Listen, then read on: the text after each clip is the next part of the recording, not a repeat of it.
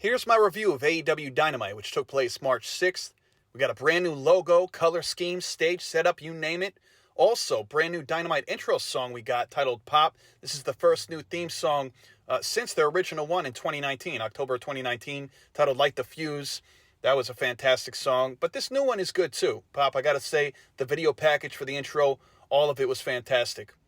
So the show started off with Swerve Strickland giving us a promo. He says his loss was disappointing at AEW Revolution on Sunday. Couldn't get the job done against Samoa Joe, and Joe came out the winner. Funny enough, 2 years to the day since he signed his contract at AEW Revolution 2022, alongside Tony Schiavone, where he stood in the center of this ring yet again. And he said he was going to give his all to AEW and win championships, but here he is with no title. He said something about Sunday felt real different. He goes from arena to arena, hearing the fans sing and chant his name, do the dance, just like Prince Nana. He said, but Greensboro felt different, like people were truly rooting for him for the first time, like they really wanted him to win and make history. And for that, he won't let the fans down. Nothing changes from this point on. He calls Samoa Joe out and says, title or no title, he's coming for him. And he promises he's going to win the world title one day, before asking the fans, whose house is it? And of course, he got a resounding answer of Swerve's house.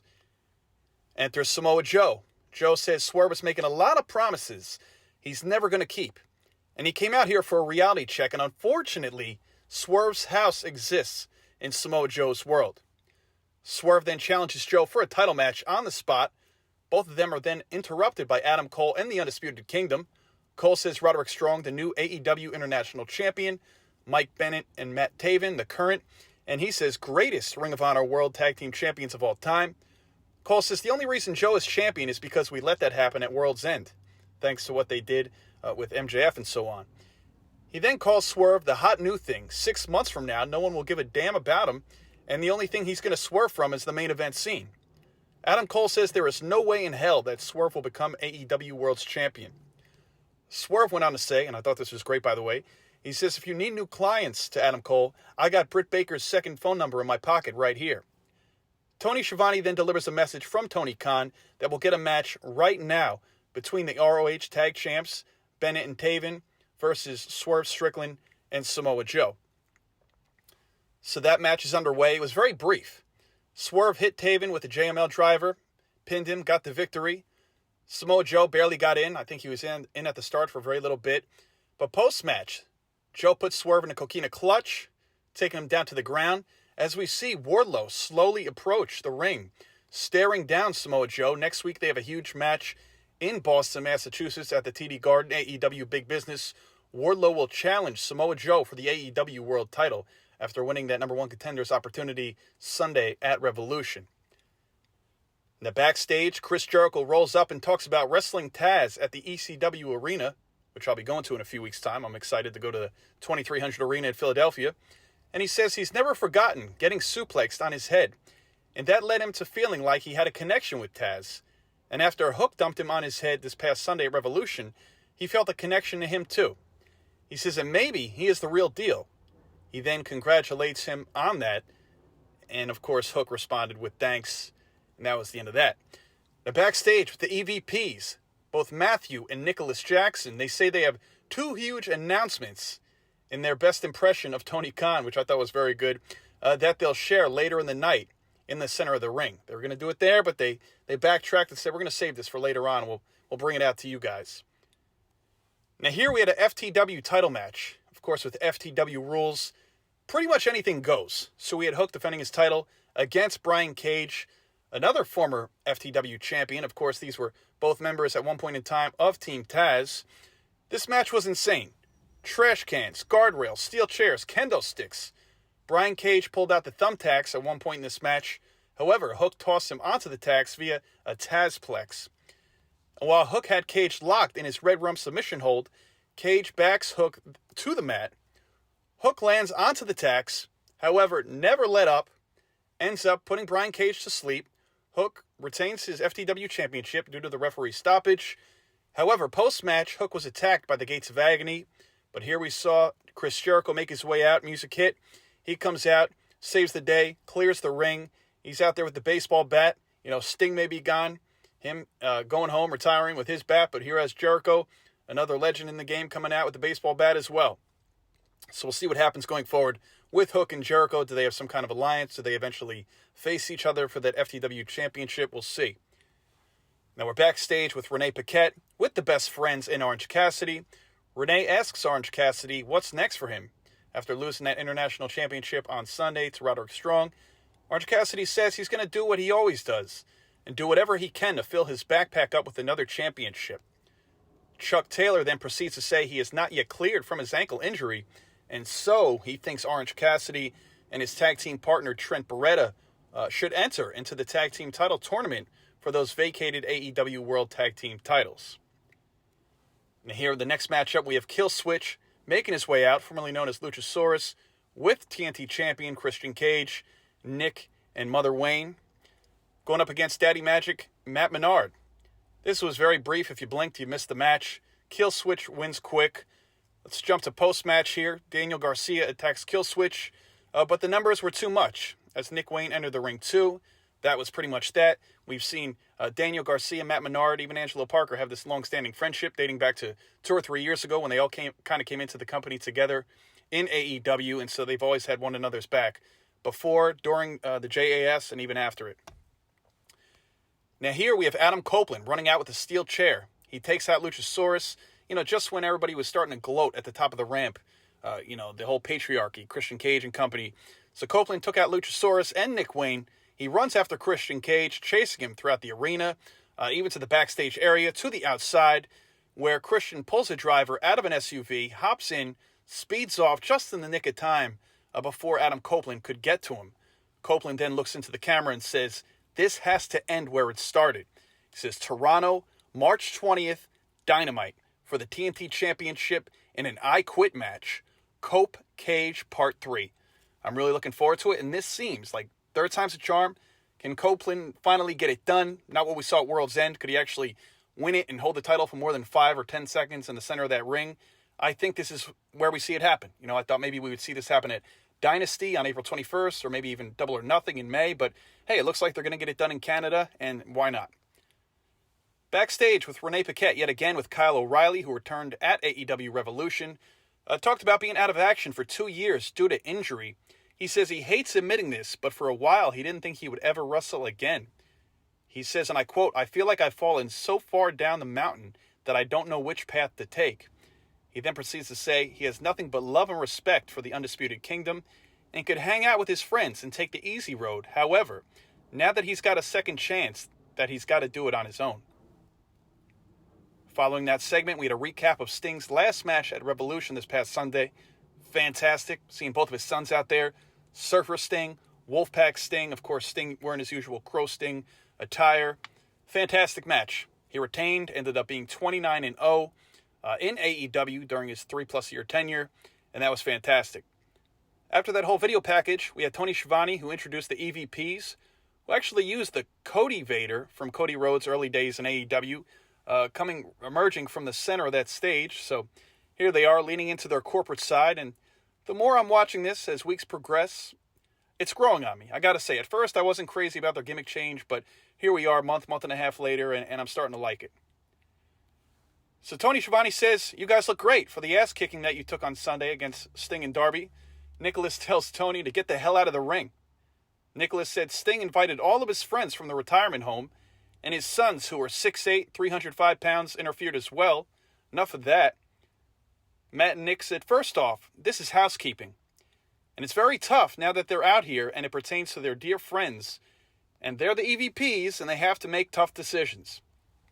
Matthew proceeds to say, "Their hands are forced by Hangman Adam Page putting his hands on 2 officials at AEW Revolution, and simply put, he crossed the line.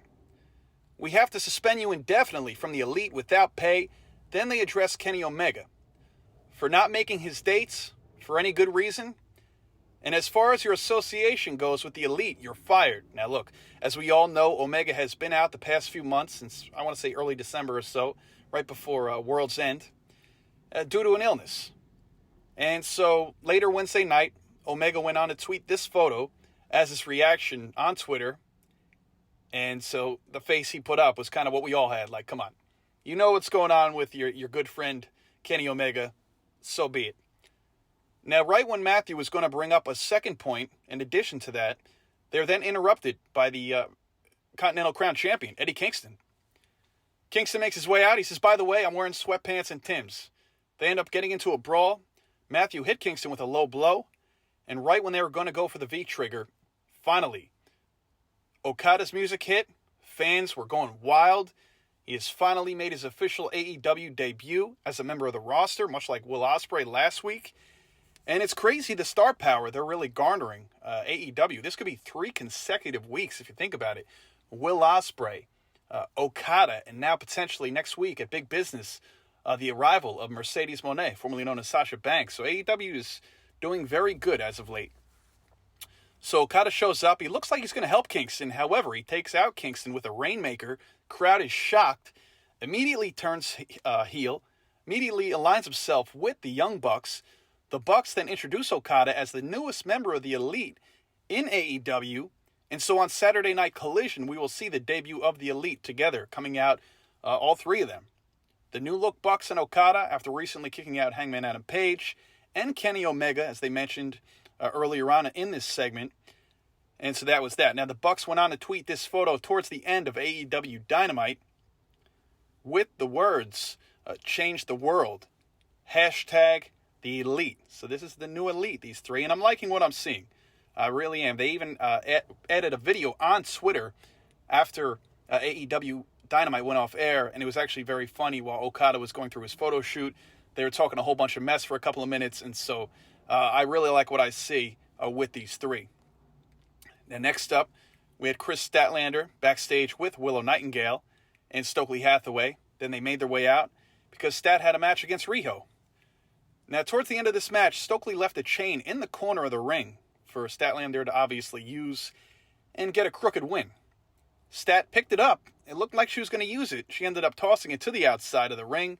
Shortly thereafter, Riho rolls up Statlander for the 1-2-3, and so Statlander ended up blaming Stokely Hathaway for her loss.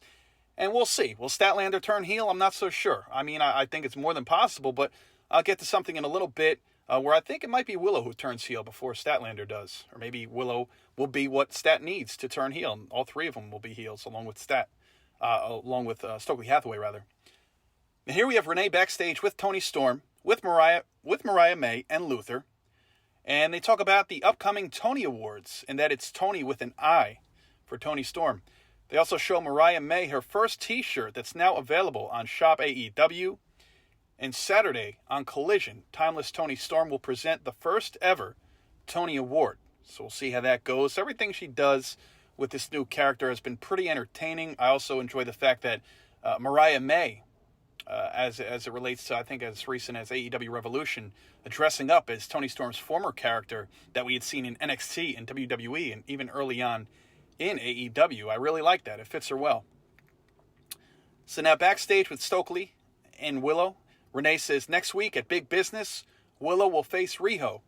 Now, Willow Nightingale says she has her sights set on Julia Hart and that TBS Championship, but she has to get through Riho first. Now, I see Willow turning heel as early as next week at Big Business.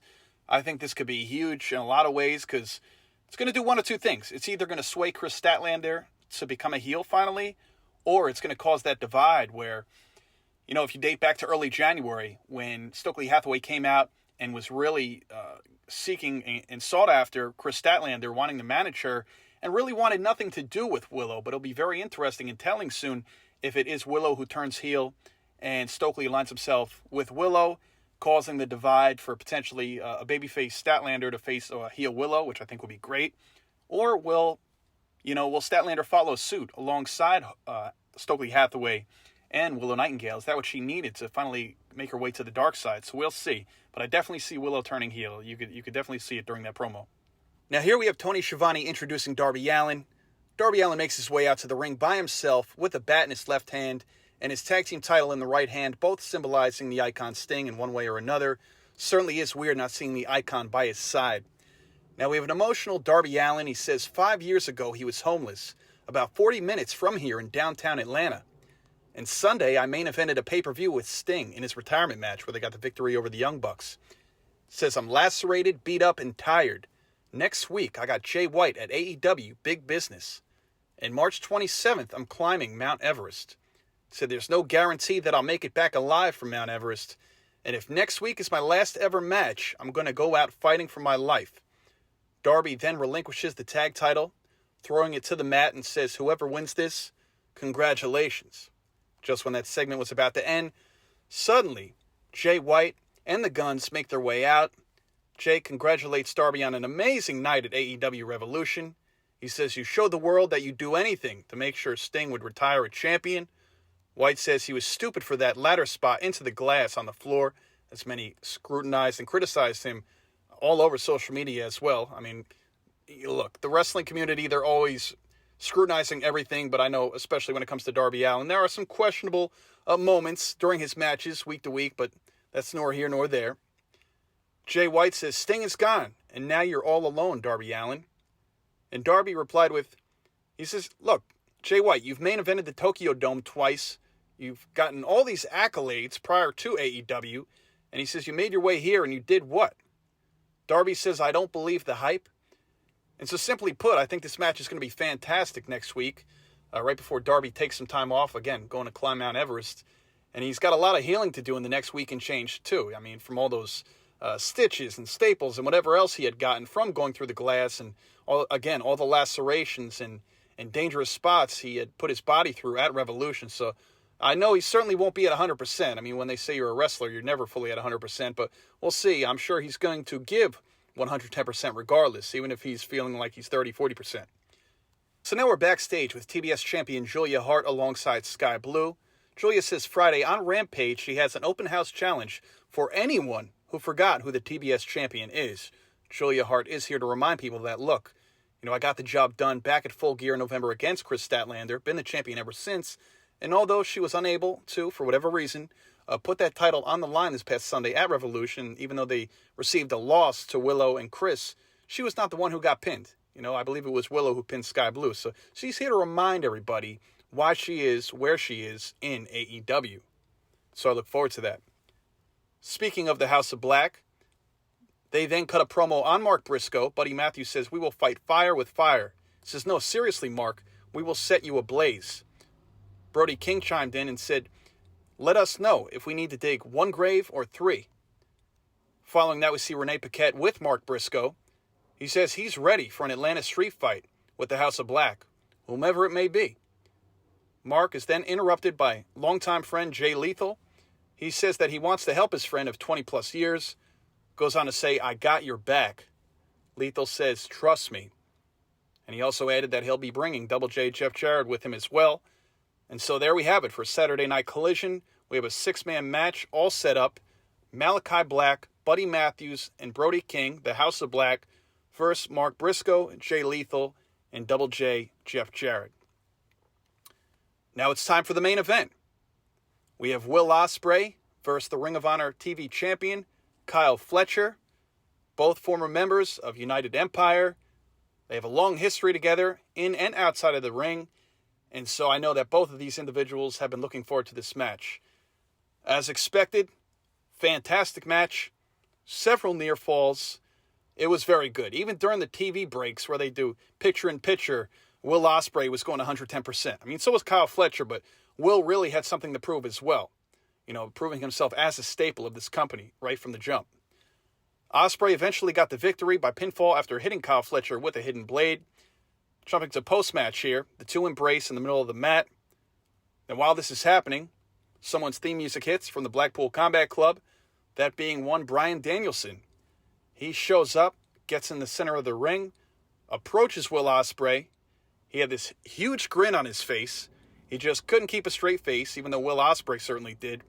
Danielson, you could just tell the excitement was pouring out of him, oozing out of him.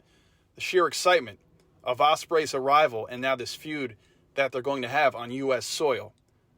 So again, this was a great episode of AEW Dynamite, especially following an amazing pay-per-view this past Sunday, AEW Revolution. One thing we can all admit to is AEW puts on one hell of a pay-per-view. Now, their weekly programming, sometimes it's questionable, to say the least. I get that. Storylines, call it what you want. Random wrestlers from all over the world at times. that you don't have any familiarity with or lacking storyline. I get that. But this particular episode right here, fantastic. Top to bottom, cannot criticize it in any kind of a negative manner. So good job, TK and company. This is what we need. It's a great start to the new look of AEW Dynamite. Again, from the color scheme to the logo font, to the video packages, to the new intro music, everything was good.